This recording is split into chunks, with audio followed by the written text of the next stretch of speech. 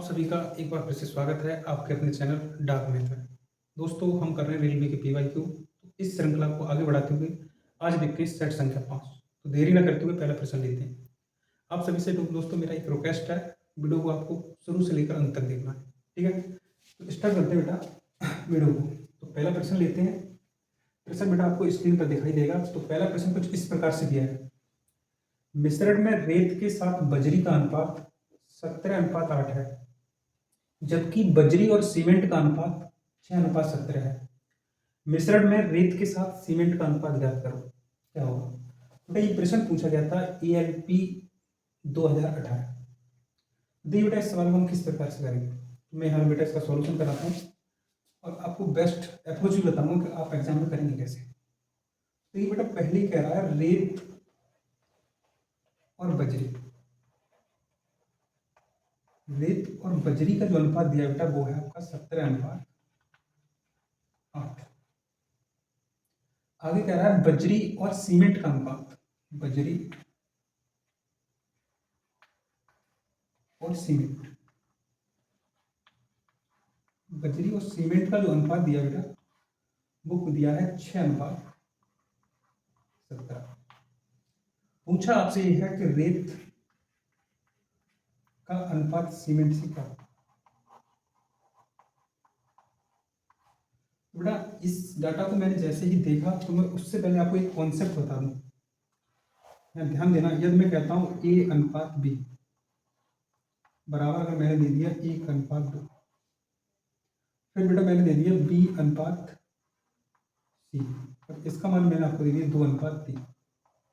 आपसे अगर मैं पूछता हूं A/C क्या होगा, तो ऐसी कंडीशन बेटा आपको इस तरह से लिखने की कोई जरूरत नहीं है कि आप B को कॉमन लो, फिर A का और B का फिर C का निकालो।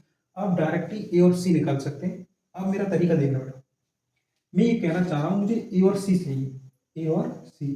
तो मुझे ये बता सकते हो A/B का मतलब क्या है? A/B, और इसका मतलब हो जाएगा बेटा 1/2। मैं पूछना चाहता हूँ बेटा B/C का मतलब क्या है? तो आप बोलेंगे B/C, और ये हो जाएगा बेटा 2/। अब बेटा मैं कहना क्या चाहता हूँ आपसे, मुझे चाहिए A/C, और इसका मतलब होता है A/C। अगर मैं इन दोनों रेशियो के आपस में गुणा कर दूं तो बेटा B से B कट जाएगा और आपको A/C मिल जाएगा। आप करके देखिए, इधर का इधर गुणा करिए तो आप बोलेंगे A/B और B/C। इस वाले का इसमें गुणा किए, ऐसे ही इसका इधर कर दो 1/2 और 2/3। प्यार से समझिए, 2 से 2 कट गए और यहाँ B से B कट गई, तो बचा क्या? A/C, और A/C का मान कितना आ जाएगा? 1/3। तो मैं कहना चाहता हूँ बेटा जब भी कोई वर्ड कॉमन हो और फाइनल वाला अगर रेशियो पूछा जाए, फाइनल से अंतिम का, तो आपको कुछ नहीं करना है, केवल रेशियो का गुणा करना है। क्या करना है? रेशियो का गुणा। जैसे मुझे रेत और सीमेंट का अनुपात निकालना है, तो बताइए पहला अनुपात क्या आएगा? तो आप बोलेंगे सर 17/8। बताइए बेटा दूसरा अनुपात क्या आएगा? तो आप बोलेंगे 6/17। तो बेटा 17 से 17 कट जाएगा, 2 से काट दो, 2 दूनी 2 3 6, 2 4 8। बेटा क्या बचा? 3/4। तो आप क्या लगाएंगे ऑप्शन में? 3:4। 3:4 या बेटा 6:8। करेक्ट आंसर आपका ये होगा। ठीक है, बढ़ते बेटा नेक्स्ट क्वेश्चन की तरफ। ठीक है बेटा, मैंने आपको थोड़ा तरीका समझाया और उसके बाद इसका सॉल्यूशन बताया। तो आपको एग्जाम में थोड़ी भी देर नहीं लगानी है, आपको डायरेक्ट इसका आंसर बताना है। ठीक है, तो बढ़ते बेटा नेक्स्ट क्वेश्चन की ओर। फिर मैं आपको एक बार और समझा दूँ आपको। जैसे रेत और सीमेंट का ही तो चाहिए, तो बेटा बजरी कॉमन हो गया और इन दोनों का मल्टीप्लाई करना होता है। तो बेटा ये 17 से 17 कट जाएगा, तो बताओ इधर की तरफ क्या बचा? 6। बताओ बेटा इधर की तरफ क्या बचा? 8, और इनका अनुपात क्या हो जाएगा? 3:4। बस बेटा इतना ही टाइम देना है। ठीक है, बढ़ते बेटा नेक्स्ट क्वेश्चन की तरफ।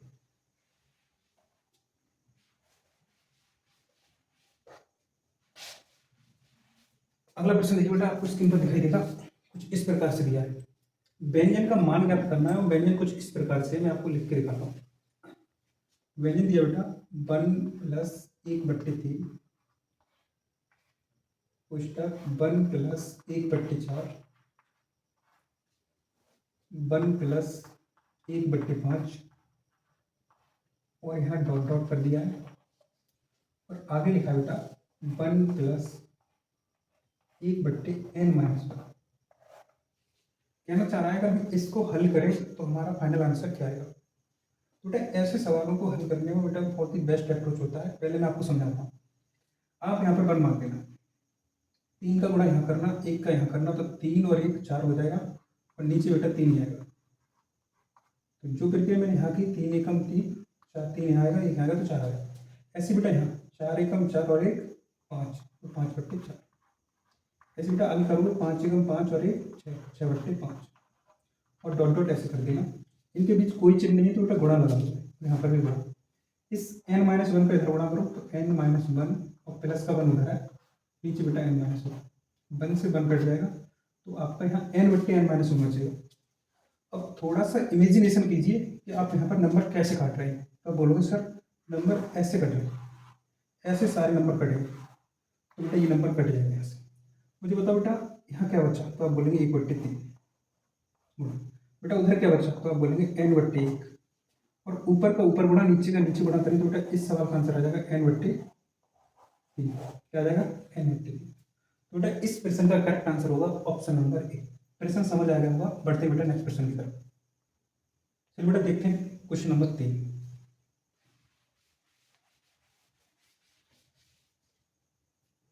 प्रश्न संख्या 3 की तरफ बेटा देखिए, आरआरबी एनटीपीसी 2021 में पूछा गया था। एक फर्दर एक कैलकुलेशन है जिसको आपको सॉल्व करना है। बेटा देखिए कैलकुलेशन क्या है, मैं आपको लिख के दिखाता हूँ, आपकी बोर्ड पे आपको दिखाई दे रहा होगा। कुछ ऐसे लिखा हुआ है 0.5 इंटू 0.5 प्लस 0.9 0.09 और बेटा माइनस 0.15 और बट्टे में कुछ लिखा है इस तरीके से 0.125 और प्लस बेटा 0.025 बेटा कह रहा है इसको अगर हम सॉल्व करें तो हमारा आंसर कौन सा करेक्ट होगा। जैसे 5/4, 5/6, 4/5 या 3/4। बेटा कुछ बच्चे होंगे जो इससे डायरेक्टली ऐसे सॉल्व करने में लग जाएंगे, पर आपको सॉल्व नहीं करना है। आपको बेटा थोड़ी सी नॉलेज रखनी है। मुझे एक बात बताइए बेटा, मैंने अगर इसको ऐसे लिखा है तो इसको ऐसे लिख दे रहा हूँ 0.5 का स्क्वायर। देख सकते हैं बेटा 0.5 में 0.5 और 0.5 दो बार है बेटा, प्लस लगाइए। ये 0.09 लिखा है बेटा, मैं इसे ऐसे नहीं लिख सकता 0.3 का स्क्वायर। बेटा माइनस बेटा ये 0.15 लिखा है तो मैं इसे ऐसे लिख दे रहा हूँ 0.3 और 0.5। ठीक है, नीचे बेटा नंबर को ध्यान से देखिए 0.125 का बेटा इसका मतलब है 0.5 का क्यूब। 0.5 का क्यूब करते हैं तभी आता है 0.125 प्लस बेटा ये क्या लिखा है 0.027, तो इसका मतलब है 0.3 का क्यूब। बेटा इसको देखते ही हमें एक फॉर्मूला याद आ गया जो हमें बेटा पहले ही पढ़ा दिया गया है। क्या होता है, इस फॉर्मूला का करिए बेटा जो ए क्यू और प्लस बी क्यू का जो सूत्र होता है वो होता है बेटा आपका ए प्लस बी और दूसरे क्वेश्चन में होता है ए स्क्वायर प्लस बी स्क्वायर और माइनस ए बी। ठीक है, अगर मैं आपसे पूछता हूँ मुझे ये बताइए बेटा कि यहाँ से ए बी निकाल के दिखाओ, ए बी का मतलब, तो ए बी जब भी निकालोगे तो ए बी बराबर आएगा ए प्लस बी बराबर a q plus b q बट्टे में आएगा a square plus b square minus a b. अगर आपको कॉन्सेप्ट आते तो बेटा सवाल में बिल्कुल टाइम नहीं लगेगा, पर मैं आपका एक एक सवाल क्लियर करके चलता हूँ इस तरह से बेटा। अब बेटा ध्यान से देखना, नंबर यही है और जो नीचे लिखा है वो बेटा ऊपर दिखाई दे रहा है, जो ऊपर है बेटा वो नीचे दिखाई दे रहा है। बट आप एक चीज कल्पना करिए, ए का मान 0.5 तो बी का मान क्या है बेटा 0.1 और ये सब बराबर किसके होता है ए प्लस बी के। किसके, ए प्लस बी के। बेटा बताइए ए का मान क्या है, तो आप बोलेंगे 0.5। तो बेटा एक चीज पे ध्यान देना, ये जो लिखा है ये इसका उल्टा है, इसका मतलब ये जो फॉर्मूला लिखा है वो उल्टा है। तो यहाँ पर भी जो भी नंबर आएगा वो पलट के आएगा, 1/a+b के बराबर है, 1/a+b के बराबर। तो बताओ ए का मान क्या है, तो आप बोलेंगे सर ए का मान है, यहाँ लिख दे रहा हूँ बेटा 0.5 और बी का मान है बेटा 0.3। इस प्रकार बेटा होगा 0.8। बेटा पॉइंट हटाओगे तो आपका 0 आ जाएगा। अब 2 से काट दो दो पंजे 10 हो जाएगा और दो चौक 8 हो जाएगा। तो बेटा आंसर बनेगा 5/4।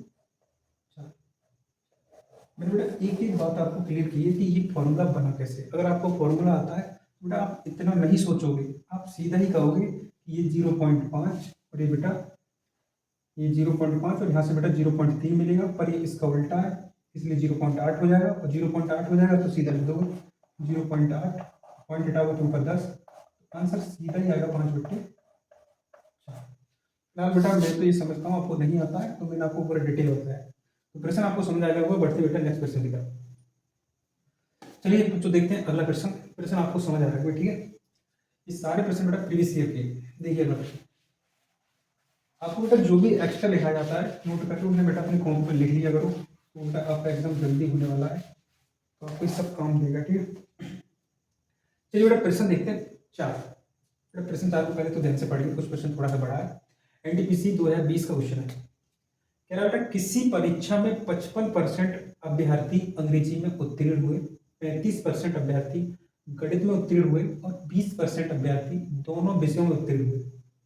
यदि दोनों विषयों में अनुत्तीर्ण विद्यार्थियों की कुल संख्या 1200 है, तो परीक्षा देने वाले विद्यार्थियों की कुल संख्या ज्ञात करो। तो बेटा ऐसा प्रश्न जब भी आता है तो उस प्रश्न को बेटा वेन डायग्राम से खत्म करते हैं। देखिए सबसे पहले नोटिस ये करिए यहाँ सब्जेक्ट कौन कौन से हैं, तो आप बोलेंगे कि अंग्रेजी है और दूसरा गणित। बेटा एक डायग्राम बना दो इस तरह से, इस तरह से, और इसके अंदर दो सब्जेक्ट दे दो, एक बेटा अंग्रेजी और एक गणित। एक का नाम लिख दो इंग्लिश और एक का नाम दे दो बेटा मैथ।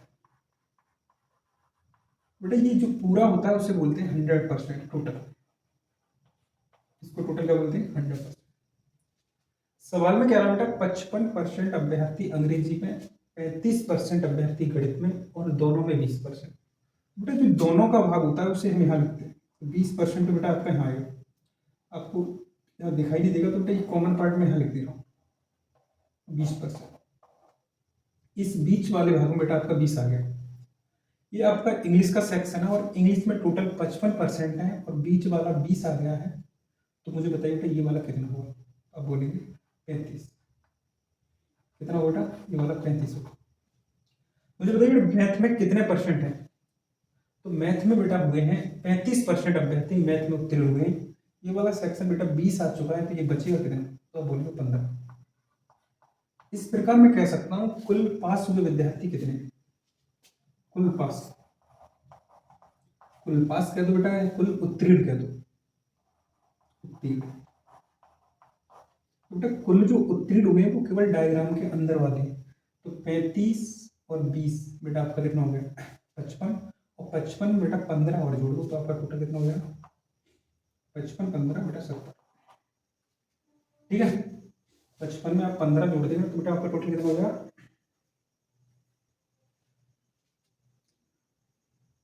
तो बेटा ये तो होगा आपका कुल उत्तीर्ण छात्र। अगर उत्तीर्ण बेटा 70 है तो मुझे बताइए अनुत्तीर्ण कितने होंगे, अनुत्तीर्ण छात्र, अनुत्तीर्ण। अब बोलिए सर टोटल 100 थे और 70% पास हुए तो फिर कितने हुए 30%। बेटा इसी 30% का डाटा सवाल में दिया है 1200। 30% किसके बराबर है, अब बोलेंगे 1200। सवाल में पूछा है कुल अभ्यर्थियों की संख्या कितनी, तो टोटल कितना माना बेटा 100। अब इस क्वेश्चन को सॉल्व करिए बेटा, परसेंटेज लगा देना, परसेंटेज हट जाएगा, ये 0 हटा देना, 3 से काटोगे तो 4 आ जाएगा। इधर 40 लिखा है उधर 100 लिखा है, तो टोटल अभ्यर्थी हो जाएंगे 4000। और आप अपना ऑप्शन देखिए तो बेटा इस प्रकार इस सवाल का ऑप्शन नंबर डी करेक्ट है। क्वेश्चन आपको समझ आ गया होगा। बढ़ते हैं बेटा नेक्स्ट क्वेश्चन की तरफ।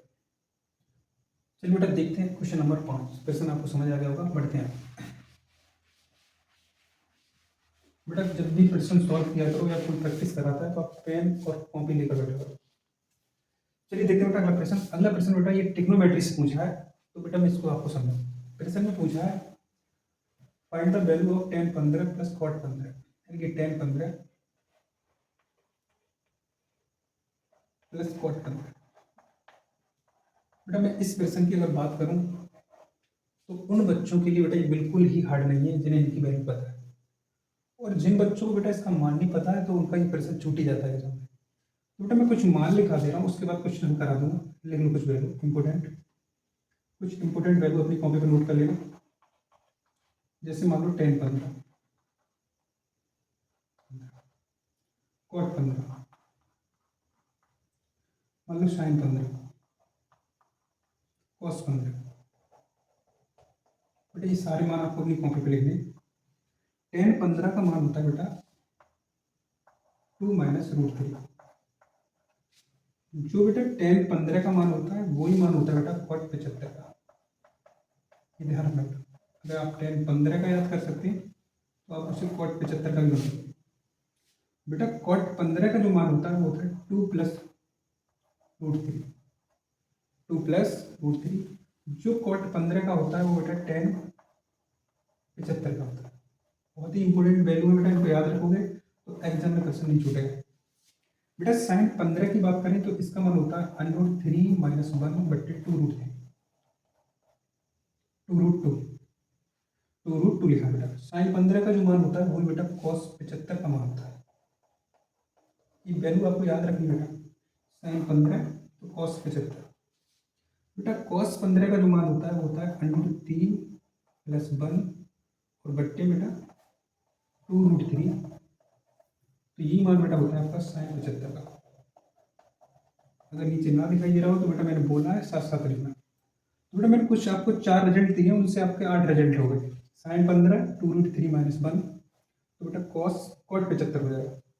कॉट 15 2 प्लस रूट 3, तो बेटा वो 10 75 हो जाएगा। इसी प्रकार बेटा नीचे के मान दिए तो आप इनको कॉपी पर नोट कर लो, फिर तो बेटा प्रश्न में कुछ बचता ही नहीं है। तो देखिए मतलब बेटा 10 15 की जगह रख देंगे तो आप बोलोगे सर 2 माइनस रूट 3। बेटा कॉट 15 की जगह रख देंगे तो 2 प्लस रूट 3, और रूट 3 से बेटा रूट 3 कट जाएगा तो आपका आंसर क्या आ जाएगा 4। इस प्रश्न का बेटा ऑप्शन नंबर सी करेक्ट है। पढ़ते हैं बेटा नेक्स्ट क्वेश्चन लिखते हैं। चलिए बेटा देखते हैं प्रश्न संख्या 6। यहाँ तक आपको प्रश्न समझ आ रहा है? वीडियो बेटा लाइक जरूर करिए और कमेंट करके बताइए बेटा प्रश्न कैसे हैं और आपको ये कंटेंट कैसा लग रहा है। चलिए बेटा बढ़ते हैं, प्रश्न अगला देखते हैं। तो प्रश्न को देखिए बेटा, प्रश्न छठा कुछ इस प्रकार से दिया है। एएलपी में पूछा हुआ प्रश्न है बेटा। प्रश्न है अब से 3 वर्ष बाद धरित्री की आयु यूनिस की आयु के दोगुने से 8 वर्ष कम होगी। इन दोनों की वर्तमान आयु का योग 61 वर्ष है, तो धरित्री की वर्तमान आयु कितनी होगी? बेटा चाहे तो हम इसे ऑप्शन से भी बना सकते हैं, पर एक छोटी सी कैलकुलेशन है तो आप चाहे तो उसे डायरेक्ट ही खत्म कर दो। बेटा यहाँ पर 2 व्यक्ति हैं, एक धरित्री है उसको डी मान लो, और एक व्यक्ति बेटा यूनिस है उसमें यू मान लो, और इनकी वर्तमान यू मान लो, वर्तमान आयु, वर्तमान आयु इनकी बेटा वर्तमान आयु इसकी एक्स मान लो और इसकी वाई।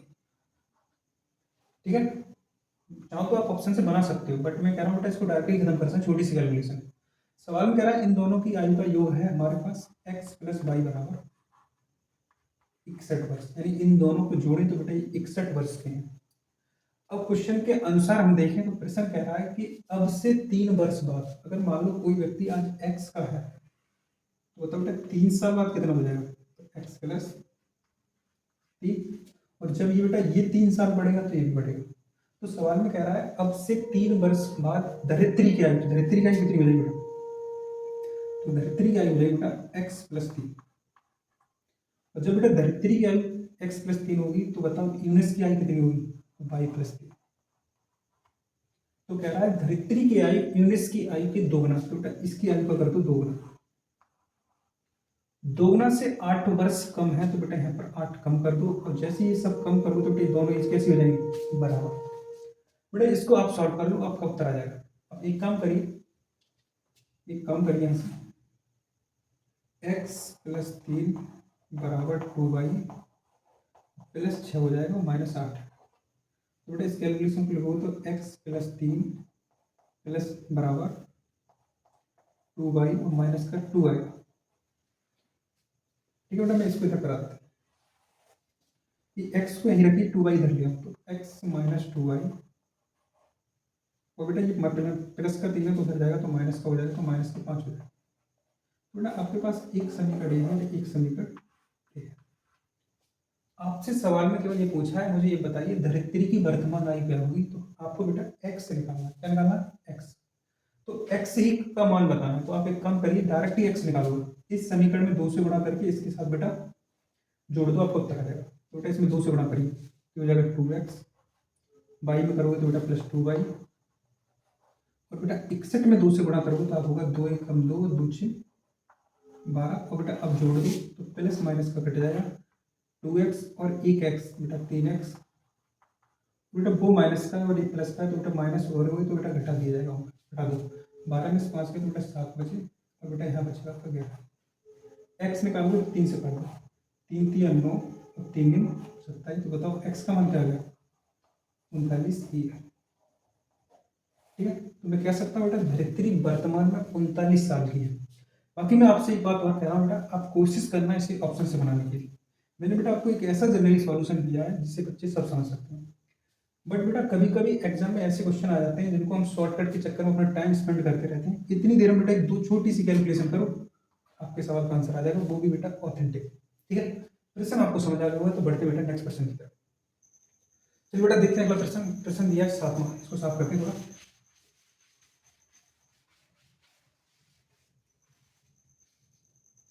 देखिए बेटा प्रश्न संख्या 7 पढ़िए। जब 11 14 31 38 प्रतीक में x को जोड़ा जाता है तो इस प्रकार प्राप्त संख्या क्रम से समानुपात में होती है। तो यदि 3x अनुपात 22 समानुपात 22 अनुपात 8x माइनस 5 है और y का मान 0 से बड़ा है तो y का मान ज्ञात करें। बेटा ग्रुप डी में ये प्रश्न पूछा जा रहा है। प्रश्न देखिए किस प्रकार का है।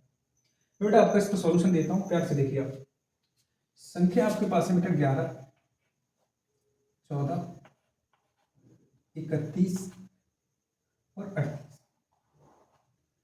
सवाल में ये कहना चाह रहा है कि हम प्रत्येक संख्या में अगर x जोड़ते हैं तो ये समानुपात में आ जाती है। तो बेटा उस तरीके से अगर अपना सॉल्यूशन निकालोगे तो थोड़ा बड़ा हो जाएगा क्वेश्चन। तो आपको यहाँ से x का मान निकालना है प्रत्येक संख्या में। जैसे हम x जोड़ दें, जैसे इसमें मैं थोड़ा सा बता देता हूँ, फिलहाल ऐसे करना नहीं है आपको। ये कहना ही चाह रहा है यदि हम 11 में x जोड़ दें और 14 में x जोड़ें तो बेटा 14 प्लस x बराबर करता है 31 प्लस x, बेटा 38 प्लस x। अब बेटा इस कैलकुलेशन को सॉल्व करके आप x निकालिए, तो बेटा यहाँ टाइम बहुत वेस्ट हो जाएगा। तो आपको इस वाले लॉजिक को लगाने की जरूरत नहीं है। अगर आपके पास टाइम है तो आप लगा लें इसको, यहाँ से x निकाल लें और x जो आ जाए तो बेटा वहाँ मार रख दें, वहाँ से y निकाल लें। ठीक है, तो बेटा मैं इसको कराने का बेटा दूसरा तरीका बताऊँगा आपको। यहाँ से देखिए, आप इस तरीके से सवाल को नहीं करेंगे। मैं डायरेक्ट बेटा आपको x निकालना सिखाता हूँ। डायरेक्ट इस सवाल में x कैसे आएगा? डायरेक्ट x लाने के लिए आप दो दो का अंतर लो बेटा, 11 और 14 इनका अंतर है बेटा 3। बेटा 31 और 38 का अंतर कितना है? 7। ओके, अब जैसे ही बेटा आपने अंतर ले लिया तो आप ये ध्यान रखो, ये पहला अनुपात था और ये बेटा दूसरा अनुपात था। अभी दूसरे अनुपात का अंतर आया बेटा 7, पहले अनुपात का अंतर आया 3। जो पहले अनुपात का अंतर आया 3 वो दूसरे अनुपात के पहले अंक से गुणा कर दो, बेटा 31 गुणा 3। और दूसरे अनुपात का जो बेटा अंतर आया वो पहले अनुपात की पहली संख्या से गुणा कर दो, और यहाँ बेटा ऐसे लगा देना, बड़ी में से छोटा घटाना है, यहाँ कभी माइनस का मान लेना है। बेटा 11 गुणा 7, ये जो वैल्यू निकल के आएगी बेटा वो x के बराबर आएगी। बट्टे बेटा इन दोनों का अंतर लेना, 7 में से 3 गए तो 4। ऊपर वाली कैलकुलेशन को ध्यान से देखिए, 31 दिया 93 और 11 सत्ते से 70 और नीचे बेटा 4। उस ऊपर वाले नंबर को बेटा घटाइए, 13 में 7 गए तो 6 बचे, बेटा यहाँ पर 1 बचा और नीचे 4। बेटा x का मान डायरेक्ट ही आ गया 4। अब बेटा उसको अगर सॉल्व करते हैं आपको बेटा बहुत टाइम जाता। अब जैसे ही x निकल आया तो आप देखिए सवाल में पूछा क्या है। सवाल में पूछा 3x अनुपात y समानुपात y अनुपात 8x माइनस 5। इसके अकॉर्डिंग बेटा y का मान बताइए। तो आप पहले x का मान रख दो, इसमें x का मान रखोगे तो 4 3 12 या बेटा y समानुपात y। बेटा यहाँ पर x का मान 4 रखो, 4 8 32 और 32 में से बेटा 5 कम कर दो तो 17 रह जाएगा। क्या रह जाएगा? 17। 8 चौक 32 बेटा 27 रहेगा। 8 चौक 32, 32 में 5 गए तो बेटा 27। अब बेटा हमें y निकालना है, तो आपको पता है जब संख्याएं समानुपात में लिखी होती हैं तो बेटा बीच वालों का गुणा दूर दूर वाले गुणा के बराबर होता है। तो मतलब 22 और 22 का गुणा करें तो क्या आएगा 22 में, इन दोनों का गुणा करना है तो 12 गुणा 27। अब 12 गुणा 27 से बेटा इसको हल करना है तो आप क्या लिखेंगे, इसको एक काम करिए आप 12 को लिख दो बेटा 4 और यहाँ लिख दो 3 और यहाँ लिख दो 27। बेटा 27 ये होता है 81 और यहाँ पहले से 4 है और बेटा 22 स्क्वायर बराबर लिखा है तो मैं ऐसे कह सकता हूँ 22 स्क्वायर बराबर बेटा 4 किसका स्क्वायर होता है 2 का, 81 किसका स्क्वायर होता है 9 का, पूरे पे लगा दो बेटा स्क्वायर, स्क्वायर से स्क्वायर कट जाएगा तो बेटा 22 का मान क्या आ जाएगा, बेटा 22 का मान सीधा लिख दे रहा हूँ 22 बराबर 18, 22 का मान क्या है बेटा 18 आ जाएगा। तो इस प्रकार बेटा इस क्वेश्चन का जो करेक्ट आंसर होगा वो ऑप्शन नंबर डी होगा। ठीक है, तो बढ़ते बेटा नेक्स्ट क्वेश्चन की तरफ। चलिए दोस्तों देखते हैं अगला प्रश्न, साफ करते हैं। क्वेश्चन बेटा आपको समझ आ रहे हैं तो बेटा वीडियो को ज़्यादा से ज़्यादा शेयर करिए। ठीक है, देखिए अगला क्वेश्चन बेटा टिग्नोमेट्री का है और फिर से बेटा एक क्वेश्चन आया है आरआरबी एनटीपीसी 30/12/2020। मैं प्रश्न लिखता हूँ, देखिए जैसे ये लिखा है cos 12 plus cos 84 plus cos 168 plus cos 96। इस सब बेटा डिग्री में लिखे, आपसे पूछा इसका मान बताइए। उससे पहले बेटा कुछ एक बात समझ लो पर यदि cos के दो पद cos theta plus cos 180 minus theta कहीं भी बेटा दिए cos theta plus cos 180 minus theta, यानी कि बेटा इस थीटा को और इसको जोड़ने पर अगर 180 प्राप्त हो रहा है तो बेटा इस पूरे एक्सपेंशन का आंसर बेटा 0 आता है। इस पूरे एक्सपेंशन का आंसर क्या आता है 0, यानी कि cos की लाइन के अगर दो थीटा जोड़े जाए बेटा वो किसके बराबर आ जाए 180 बराबर, तो ऐसी कंडीशन में उसका उत्तर बेटा 0 होता है। तो बेटा ध्यान से देखिए यहाँ 12 दिया है और यहाँ बेटा 168 दिया है, अगर बेटा इन दोनों को जोड़ोगे तो कितना हो जाएगा 180, तो इसका मतलब बेटा इन दोनों को मिलाने पे क्या है 0 आ गया। मेरी बात समझना बेटा, मैं जो कॉन्सेप्ट बता रहा हूँ cos theta plus cos 180 minus theta, अगर दोनों थीटा जुड़े और 180 प्राप्त हो तो ऐसी कंडीशन पर इन दोनों पदों का ये 0 होता है, क्योंकि बेटा वो दूसरे चतुर्थांश में होता है नेगेटिव हो जाता है। क्लियर, तो बेटा cos 12 और cos 168 को जोड़ा तो 180 आया, इसका मतलब इसको और इसका उत्तर बेटा 0 आ गया। अब बेटा 84 को 96 में जोड़ दो, 84 और आप 96 जैसे जोड़ोगे तो फिर से 180 हो जाएगा, तो बेटा फिर से 0 आ जाएगा और 0 प्लस 0 करोगे तो इस सवाल का उत्तर 0 ही आ जाएगा। तो इस सवाल में बेटा ऑप्शन नंबर भी करेक्ट है। ठीक है, बढ़ते बेटा नेक्स्ट क्वेश्चन की तरफ। चलिए बेटा प्रश्न आपको समझ आएगा, टिग्नोमेट्री में बेटा कोई भी प्रश्न हार्ड नहीं होता है, बस आपका कॉन्सेप्ट मजबूत होना चाहिए। मैं बेटा जो आपको एक्स्ट्रा लिखाता हूँ उसे आप अपनी कॉपी में लिखिए। ठीक है, बढ़ते बेटा नेक्स्ट क्वेश्चन की तरफ। लोग तो बेटा उसमें टाइम स्पेंड करते रहते हैं, मैं बेटा आपको एक एक सवाल पूरी तरह से बारीकी से क्लियर करते चलता हूँ। क्वेश्चन नंबर 9 को देखिए बेटा, मेंसुरेशन का प्रश्न है आरआरबी एनटीपीसी 13/1/2021। ये बेटा कैसे हल करेंगे, प्रश्न को पढ़ लो पहले एक बार। एक लंबवृत्तीय शंकु जिसके आधार की त्रिज्या उसकी ऊंचाई के बराबर है का आयतन एक अर्धगोले के आयतन के बराबर है, शंकु तथा अर्धगोले की त्रिज्याओं का अनुपात क्या होगा। यानी कि बेटा यहाँ से हमसे दो का रेशियो पूछा, एक शंकु एक अर्धगोला। तो बेटा अकॉर्डिंग टू क्वेश्चन आप देखिए सवाल में कह रहा है कि जो लंबवृत्तीय शंकु है, शंकु लंबवृत्तीय जो शंकु है बेटा उसकी ऊंचाई, उसकी त्रिज्या उसकी ऊंचाई के बराबर है, उसकी जो बेटा त्रिज्या है उसकी ऊंचाई के बराबर है। शंकु, शंकु को बेटा अंग्रेजी में कौन कहते हैं, तो मैं कह सकता हूँ शंकु की त्रिज्या अगर r1 है तो वो ऊंचाई के बराबर है। मैंने बेटा शंकु की त्रिज्या को r1 मान लिया, तो r1 किसके बराबर है h। बेटा अर्धगोला की त्रिज्या को हम मान लेते हैं r2, अर्धगोला, अर्धगोला, और इसकी बेटा त्रिज्या को मैं मान लेता हूं r2। ठीक है, अब बेटा दोनों ही शंकुओं के आयतन का सूत्र लगाइए, यानी कि बेटा पहले लगाइए शंकु का आयतन क्या होता है। अब बोलेंगे शंकु का आयतन जो सर होता है, शंकु का आयतन होता है 1/3 पाई r स्क्वायर h। बेटा r की जगह क्या है r1, तो r1 का स्क्वायर इंटू h।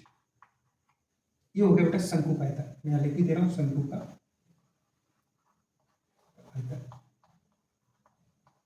ऐसे लिखते हैं बेटा। ये जो मैंने फॉर्मूला लिखा है बेटा वो शंकु के आयतन का है, और ये आयतन है किसके बराबर, तो आप बोलेंगे अर्धगोला का आयतन, अर्धगोला का आयतन। बेटा ऐसे ही समझ जाना, अर्धगोले का आयतन। अर्धगोले का आयतन होता है बेटा 2/3 पाई आर क्यू। आर क्यू की जगह क्या है बेटा, हमने अर्धगोला की त्रिज्या R2 मानी तो R2 क्यू। अब बेटा एक चीज और समझिए, जो R1 का मान है वही H है, यानी कि H की जगह हम R1 रख सकते हैं, क्योंकि हमें जो अनुपात फाइंड करना है वो बेटा हमें निकालना है R1 अनुपात R2। हमें बेटा इसकी वैल्यू बतानी है, शंकु की त्रिज्या और अर्धगोले की त्रिज्या के बीच अनुपात निकालना है, तो हमें R1 अनुपात R2 निकालना है। इसका मतलब बेटा मैं H की जगह क्या रखूंगा, R1, तो बेटा यहाँ रख दो। पहले तो इसको बेटा थोड़ा सॉल्व कर लो, 3 से 3, पाई से पाई। बेटा यहाँ का बच्चा R1, और H की जगह बेटा हम R1 ही रख देंगे, क्या R1। इधर बेटा बच्चा 2R3 R2 का क्यूब। बेटा ये R1 और ये R1 ये स्क्वायर लिखा है, इस पे एक घात मान लेना तो हो जाएगा R1 का क्यूब, और इधर हो जाएगा 2R2 का क्यूब। बस समझ आ रही है बेटा यहाँ तक। अब यहाँ से आगे थोड़ा सा मैं साफ करता हूँ इसे, यहाँ से आगे बेटा थोड़ा समझना।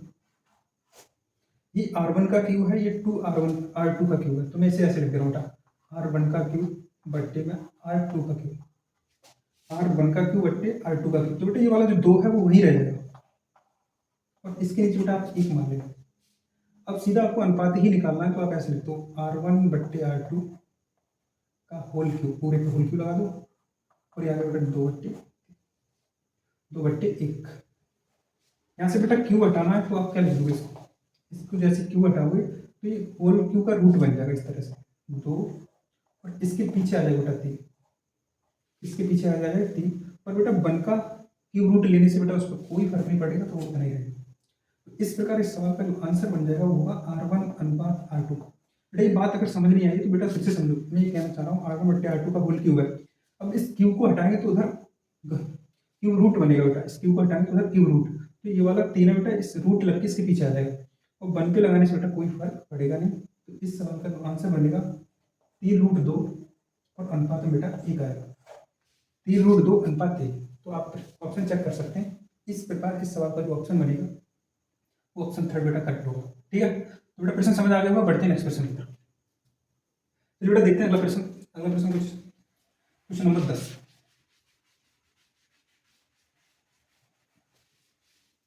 क्वेश्चन संख्या 10 को देखो ध्यान से। क्वेश्चन संख्या 10 में बेटा कुछ संख्याओं को मल्टीप्लाई दिया है। देखिए क्या दिया है, 231 गुणा 326। अगर 231 और 326 का आप जब गुणा करेंगे तो आपको प्राप्त होगा 75 306।